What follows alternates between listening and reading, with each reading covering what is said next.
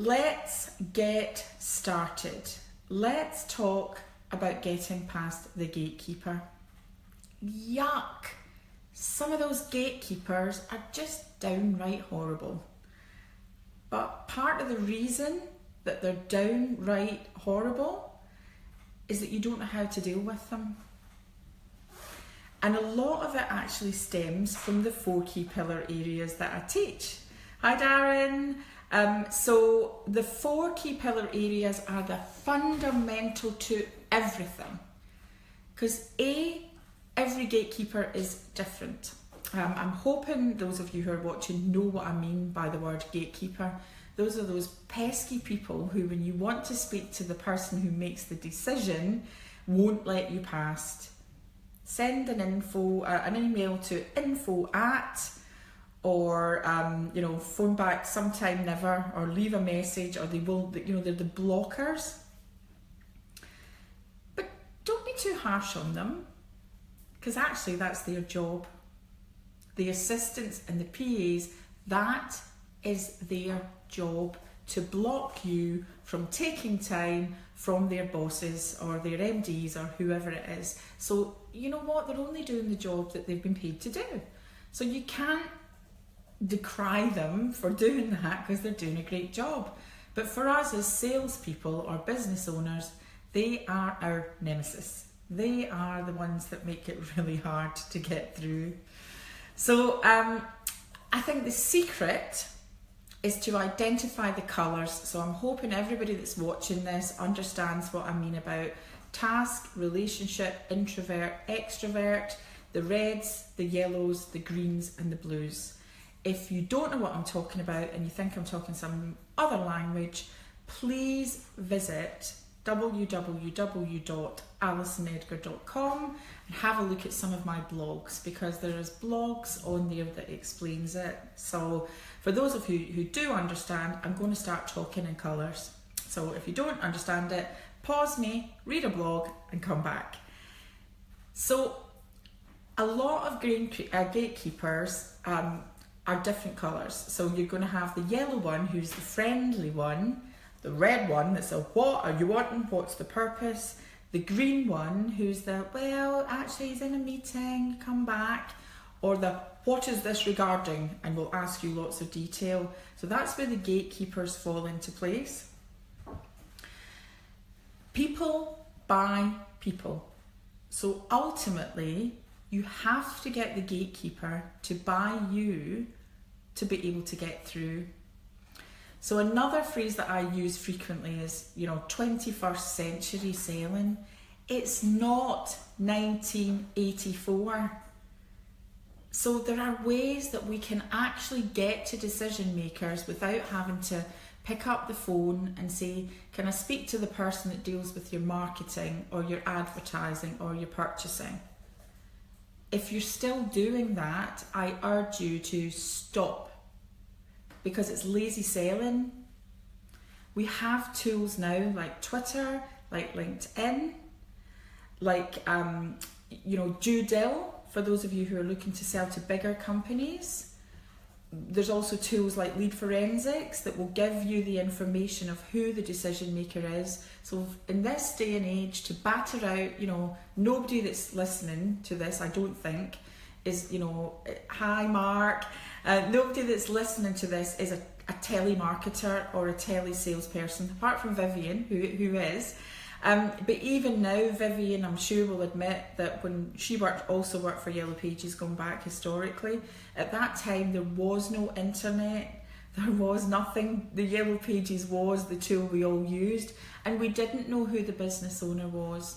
But now using tools, especially LinkedIn, for those of you who are watching, who are not fully immersed in LinkedIn and selling business to business, you are missing the golden key. You are missing the trick.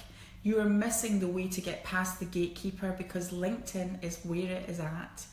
As you know, hi Jennifer, as you know, hi Simon, oh wow, we have got a big audience today. So as you know, LinkedIn for me is how did we get to work in Kuwait. It came through our LinkedIn, someone viewed it, and then what we did was we took it off LinkedIn, we took it to Skype, and we closed the sale. So again, I urge you, Greg Cooper is in our clan. He is one of the main LinkedIn trainers in the Southwest. So if you don't know, we've got bits we can teach you, but he is your expert. But we don't have to use the can I speak to the person who deals with the blah, blah, blah, because it's lazy sales, and lazy sales never wins. Unprepared sales never wins. So what we do when we pick up the phone is we have to make sure we're confident. I'm sure some of the people watching this have been gatekeepers. I know that I have. I know that my team are my gatekeepers, and they can smell fear at 1,000,000 miles because I trained them to smell fear. So it's that, I wonder if you can help. Can you tell me the person that deals with your purchasing or your marketing? And straight away, the gatekeeper is like, sales call. And right away, they'll say, can you just send it to info@ blah, blah, blah, blah company? So again, this is where being confident really helps. And we look at how you befriend the gatekeeper. And one of the things is it's imperative that you get to know people's names, because you wouldn't build a relationship with anyone without building the name. Hi, Kimber Cooper says in here, it baffles her that people still use this approach. Who's going to let you through if you don't know their name? So it's so true, and we don't have to use LinkedIn, use Judil, use even Facebook. Have a look, do your research, have a look. People have got the decision maker names all over the website, so there's no need for that. So again, for example, if I wanted to sell sales training to Kimber Cooper, and I had to go through somebody in her office to get to Kimber, what I would say is, hi, can I speak to Kimber Cooper? It's Alison Edgar. And the gatekeeper would say, okay, so she knows the name, so there must be a little bit of a relationship there. And then the gatekeeper would probably say, well, what's it in connection with? Oh, actually, I met Kimber at a Business West event, and it's just to follow up on our call. Can you pop me through it? And what was your name? Oh, your name's Jennifer. Thank you, Jennifer. That's fantastic. You just pop me through to Kimber. So I'm giving instruction to the gatekeeper, and again, because I'm doing it in a confident manner, it sounds like I know Kimber, which I do. But I've got a massive caveat. Okay, so as you know, I've always got a related story. I have a massive, massive, massive caveat. Please listen to this. Never, ever lie. I can't say it strongly enough, and I'll give you an example. I was working with a recruitment team, and there was a vacancy on a job, and they were trying to get through to the HR manager, and they got to gatekeeper and said, hi, it's blah blah blah from blah blah blah company, can you put me through to John Smith? And the gatekeeper says, does John Smith know what it's in connection with? Now that is a dilemma. Does John Smith know? So you can't say, yes, he knows, because you don't know if he knows. You can say, oh yeah, probably, because we had a discussion on LinkedIn, but you can't say, yes, he knows, if he doesn't know. Another thing you can't say is, if you are in recruitment, I'm not sure if anybody's watching from recruitment, but again, this has happened, are you calling from a recruitment company? If you're phoning from a recruitment company, you've got to say yes. If you say no, you're lying. And lying is never a good place to start that relationship from. So again, never ever lie. But for me, again, if I'm trying to get a hold of Kimber and Jennifer's the gatekeeper, and she says, well, will Jennifer know what it's in, or will Kimber know what it's in connection with? Well, maybe, because we've had a conversation on LinkedIn and I just wanted to continue it further.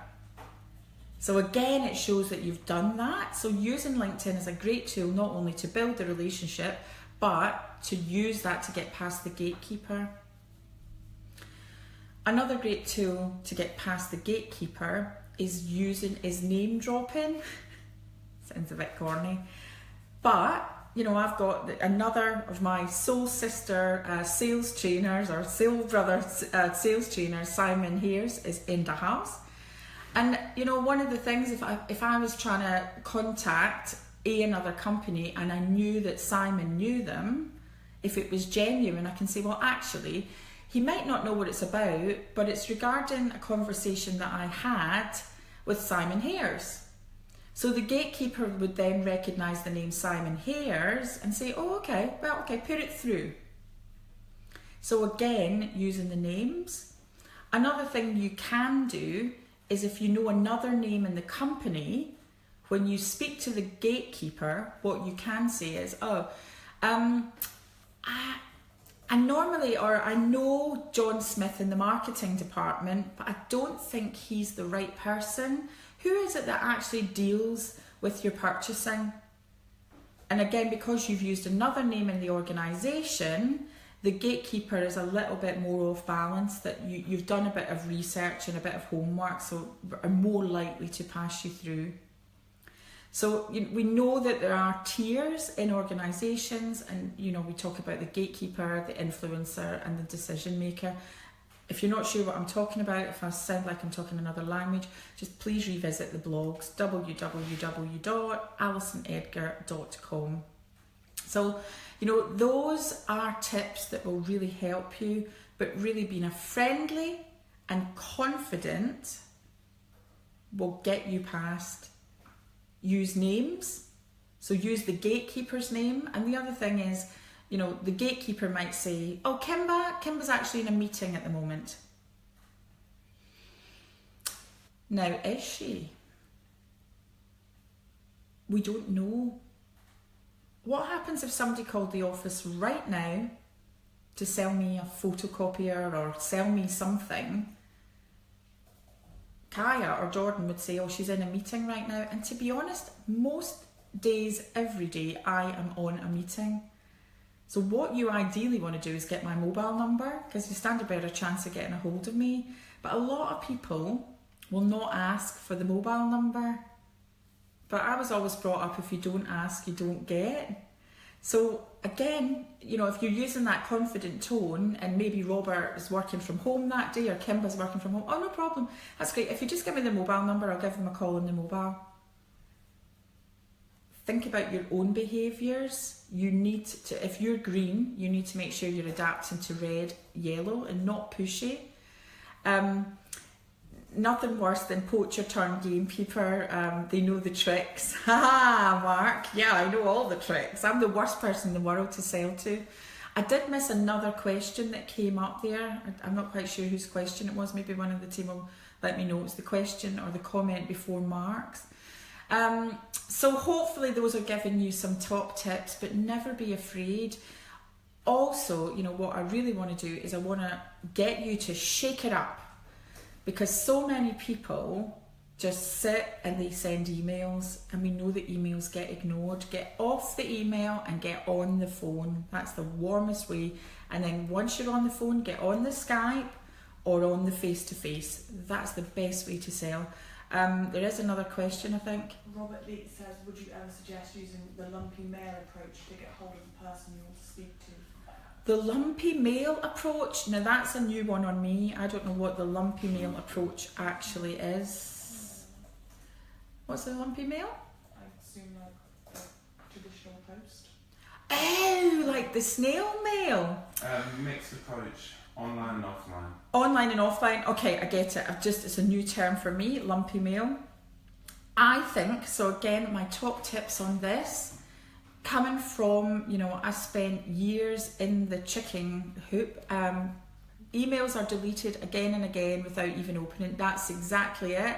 Is it worth going for the LinkedIn Premium account? Mike, I don't have LinkedIn Premium, and a high percentage of my work comes from LinkedIn, but it is a really good way to get there, but it depends on your messaging.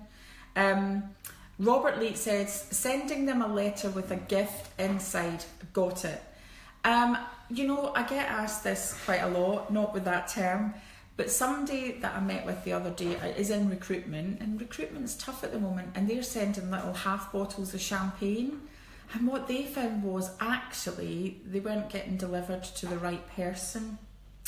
So again, if you put something in there and it's got, to be opened by addressee only or something like that, potentially, I don't think you need to do it. I honestly don't think that you need to do it. I think going back to when there was no internet, we did direct mail, direct response. So we worked for BT. BT would send out the mail shot, and the purpose, again, I talk about purpose all the time. The purpose was to find out the customer's thoughts on what was in the mail shot. But 9 times out of 10, they hadn't even got the mail shot. It was just a kind of way to help open the door. So if you are sending a mail shot or a gift, it might make it potentially easier, but they might not get it. So for example, if you're trying to get a hold of the managing director of, Cooper Tires, for example, you could send them a letter, and to get past the gatekeeper, you can say, actually, I'm trying to get a hold of blah, blah, blah, blah at Cooper Tires. It's regarding the letter that I sent him. So again, direct mail, direct response is another way you can, but it still depends on your, it really depends on your confidence. Can you put me through to Tim Smith, because I want to talk to him about the letter that I sent him and the gift to find out what he thought. That's excellent. Thank you. I'm sorry, what was your name? Oh, that's great. Jennifer, that's amazing. So even if Tim Smith is in a meeting, you've starting to build a relationship with Jennifer. So when you phone back the next time, oh, hi Jennifer, it's Alison Edgar. Can you just pop me through to Tim Smith? Thanks, bye. Really do that.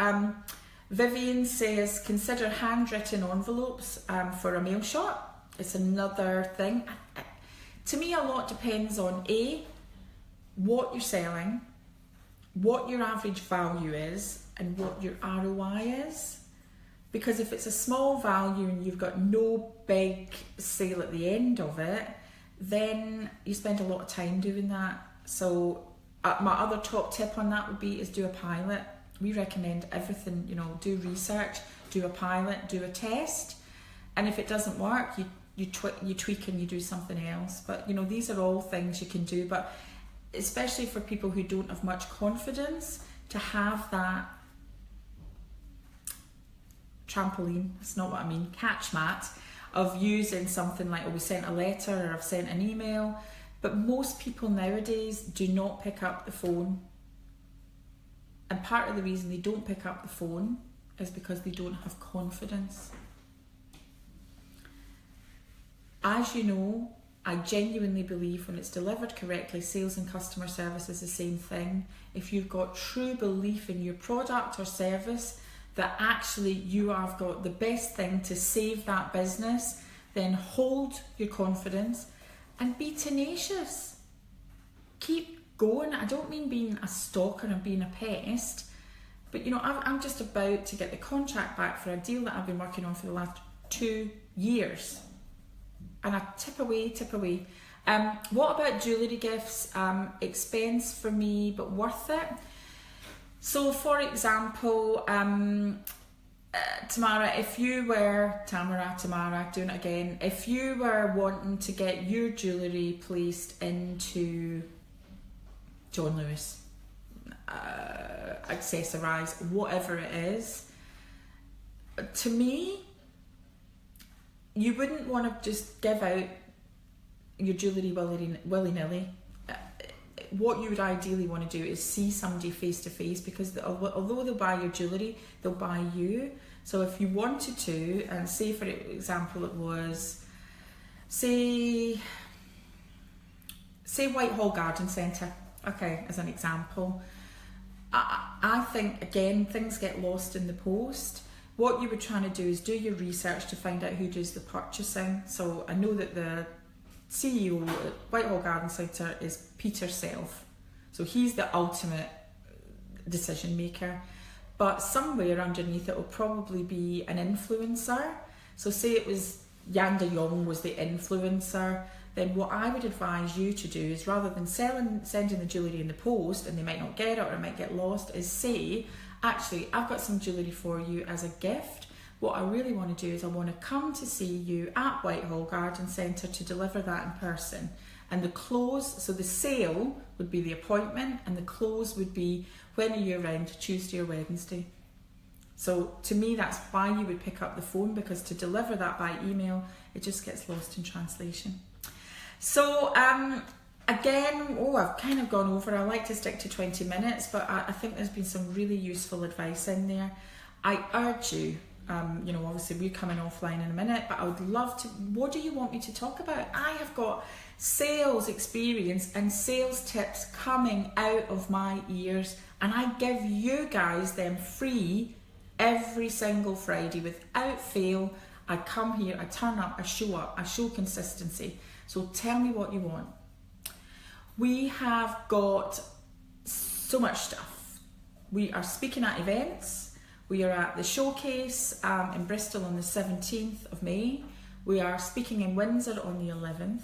We have a few, but not many spaces for Easy Peasy Sales, which is the 24th of May.